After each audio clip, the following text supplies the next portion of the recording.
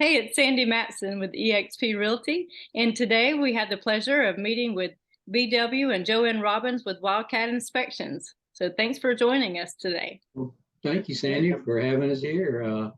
We appreciate the opportunity to educate the public anytime we can. So feel free to call us. I am Bruce Robbins, BW Robbins. I'm known to my friends. I hope everybody will call me that. It's my lovely wife, JoAnn, for 52 years. And we're just about to get in touch with each other's feelings. We come from a long line of home builders, my dad and his family and his father before him. So we have a lot of construction background. And we get asked quite a bit, should we get a new home inspected? And so I kind of came down and boiled it down to 5 reasons that you should get new construction inspections. And so I kind of wanted to talk about that today. Okay. So let's say you get a call from a construction manager and they tell you that it's time for your final walkthrough in your brand new home. One of the best builders in Houston, Texas, built the house for you, and it took 7 months to build it, which is the average right now. Unless you get out in the county, and then owner-built houses are about 14 months.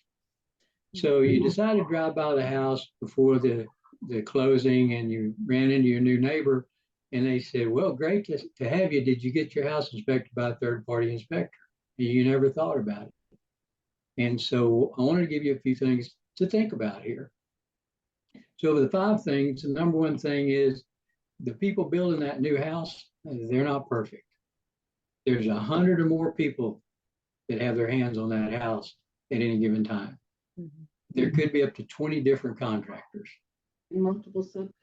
And multiple subcontractors who could hire between 3 and 10 employees each. There's just a lot of folks in and out of that house. There's 3,000 components that go into the average house. All of that is a recipe for oversight.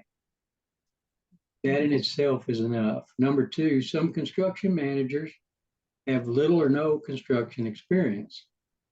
You know, home builders don't build the houses. You hear these names, Pulte and Webb and Perry and Weekly and all those people. You know, Bill Pulte has been around longer than me. He was 18 years old when he started back in, I think, 1950. Dale Webb. Yeah, and we bought 2 Perry homes. We did. We bought a couple of Perry homes ourselves. Mm-hmm. And Bobby Jack Perry was a great guy. You know, he started building back in '68. Mm. He gave the Boy Scouts and other charities. I mean, his daughter, Kathy, still is the CEO of that company. So they're still around. They're still building a lot of houses. David Weekly, another good builder.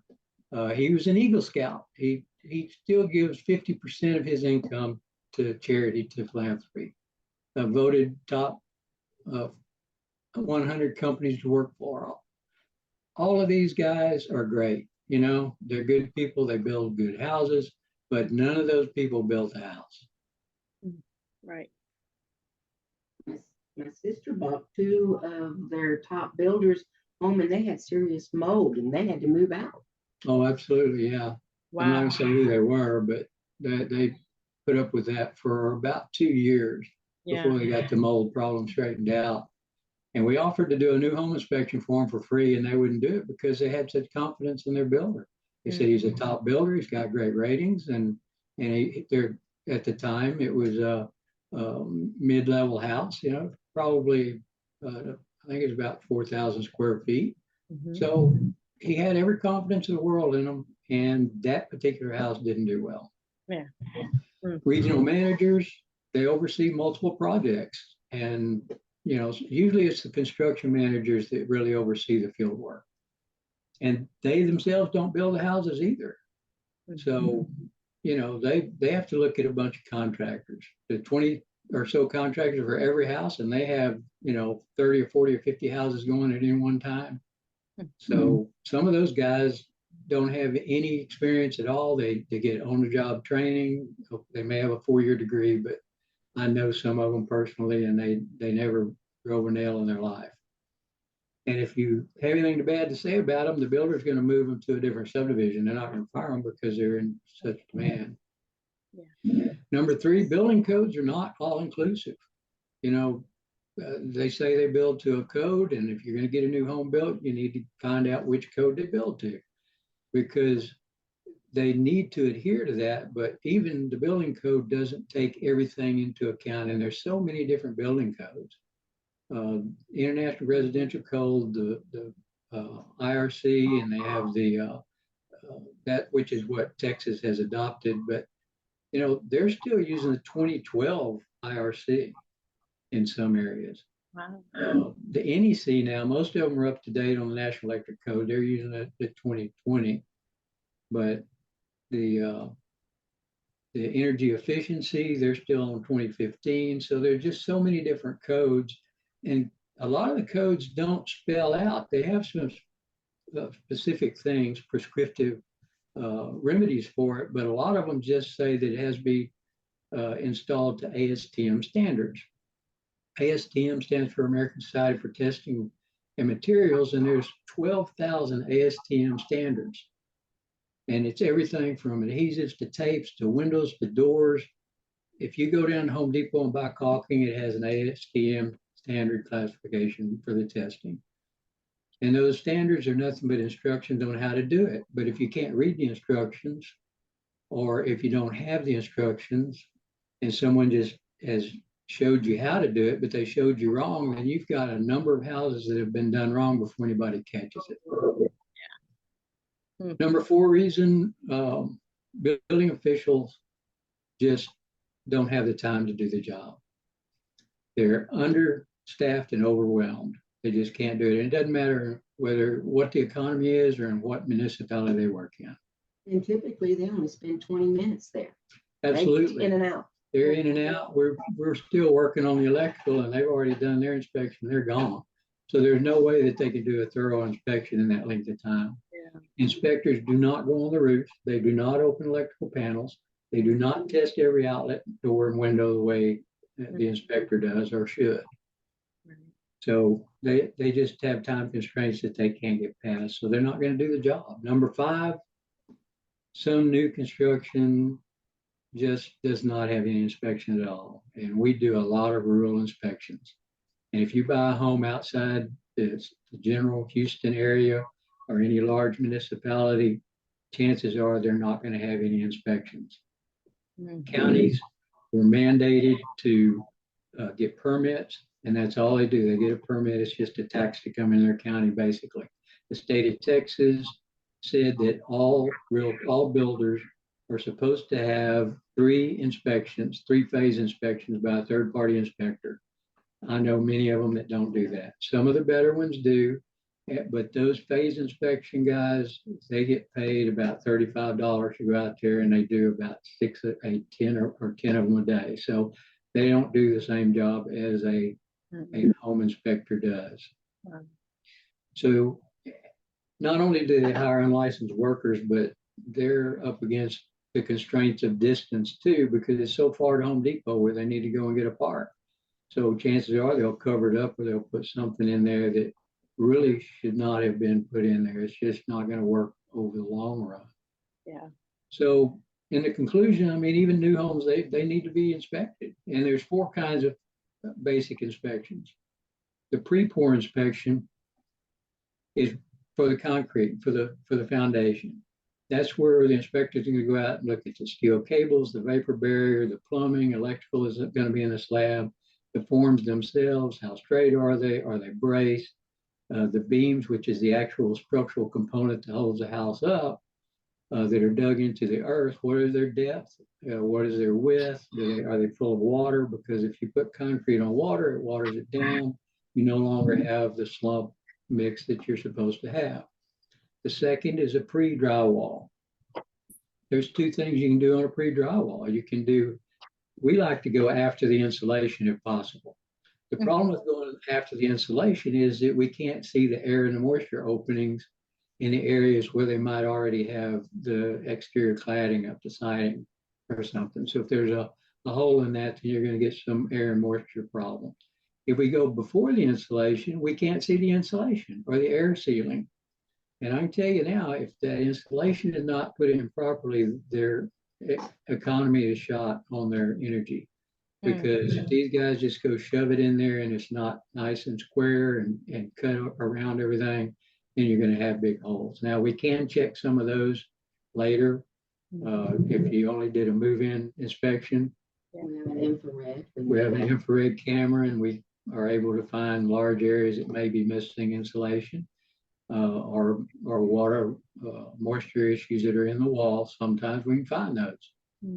So that final move-in, if they're not going to get any other inspection, at least get a final move-in, because that's where we can go in and we can kind of look in the walls a little bit using our infrared camera. And that's where you find most of the safety violations is on the final. And to tell you the truth, we've done 2 inspections, one this year and one at the end of last year, that we got there the day before. They decided to call us at the last minute, the day before closing, and there was no insulation in the attic. Oh, They'd have moved in the house, and no telling how long they'd have gone, if ever, not going in the attic and wondering why their electric bill was so high. oh, goodness. So it's just things like that that you don't know until you go there. Right. Another inspection to get is an 11th month inspection. The last month before your first year warranty is up, the inspector can go in there, number one, see if there's anything on the final inspection that they didn't fix, because most of the time we don't go out to re-inspect all those items. And something that may have changed structurally, or maybe there's something that they have a concern about. So we do a lot of 11th month inspections too. Okay. Now, the inspector does not have to be code certified. If you find an inspector that you like, that's fine. If you're using an inspector already, by all means, use them.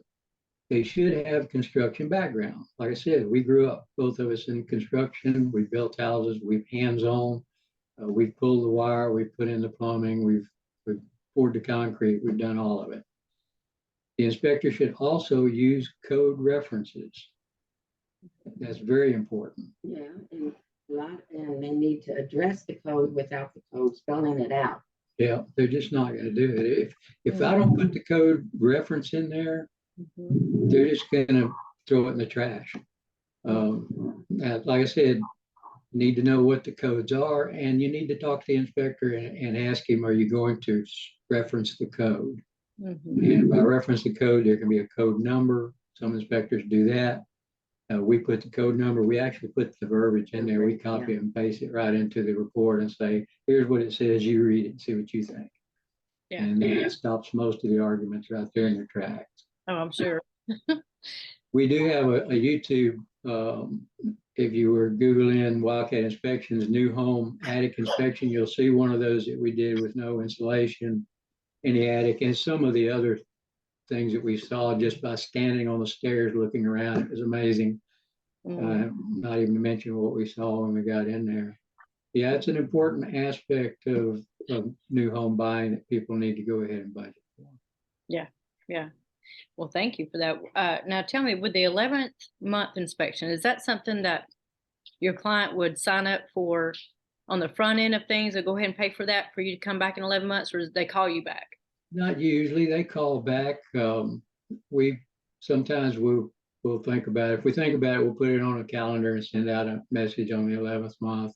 Okay. And remind them. But yeah, if they give us a call, a lot of times that doesn't work because they have a delay, and we'll send it out and it's really, like not even close to the end because they had some delay.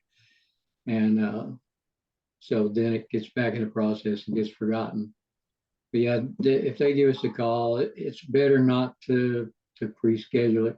Now, if we do all of the inspections, if we do the 3 prominent inspections, we'll give them a discount on their final inspection or move in.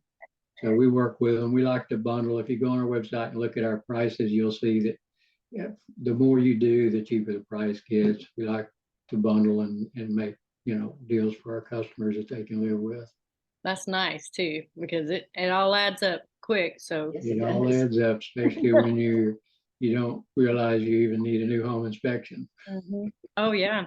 Well, my personal opinion was already that you need, I always say to my clients, you need one, even with new construction, but after listening to your examples, I really stress will stress it Agree. even more. So Have we ever been on a new home inspection? We didn't find something. Oh, we found major things. Usually. Absolutely, usually very significant. You know, wow. sometimes I get toward the end and I think, wow, this is a great house. I didn't find anything, which is good for me. I don't have to write a big report. Yeah. But then all of a sudden we'll open the attic or open electrical panel. I'll say, well, it's a good thing they hired us. Oh, yeah, yeah, yeah. It's good to know. I mean, because it's a huge investment for the home buyer, you know. So Absolutely. knowing what you're dealing with and what you're willing to take on, you know, with all that money is very important. Or if you want to bypass, that gives them a heads up too. So Right. So oh, the two final, if they get to a point where they're buying a house that's already complete, that's perfectly understandable. If they get in a bind and they didn't get it inspected and they talk to their neighbor and they ask them and now they're going to worry. I mean, at least we can do an 11th month inspection. yes, We can find a lot of it then too. So that's there's ways that if they can't afford it right now to do a move-in inspection, that's Mhm. understandable. Call us in 10 months or 11 months and Mhm. we'll be able to have one back on the backside. Very good. All right. Well, I really appreciate y'all telling us why 5 reasons why we should get that new construction inspection today. Because I tell you what, this is information that not many people have. So it's going to be out there for everybody now. So thank you so All much. right. Well, I appreciate the opportunity to help. Call us anytime, 281-484-94-WILD. Okay, very good. One call away. And then wildcatinspections.com, right? Wildcatinspections.com. And we've got a pretty extensive library on there. Even if you don't use us, you might go find something you can use. I've already found a couple. Yes. All right. Absolutely. Thanks, guys. All right, Sandy. Good to Bye-bye. see you. Bye. Bye.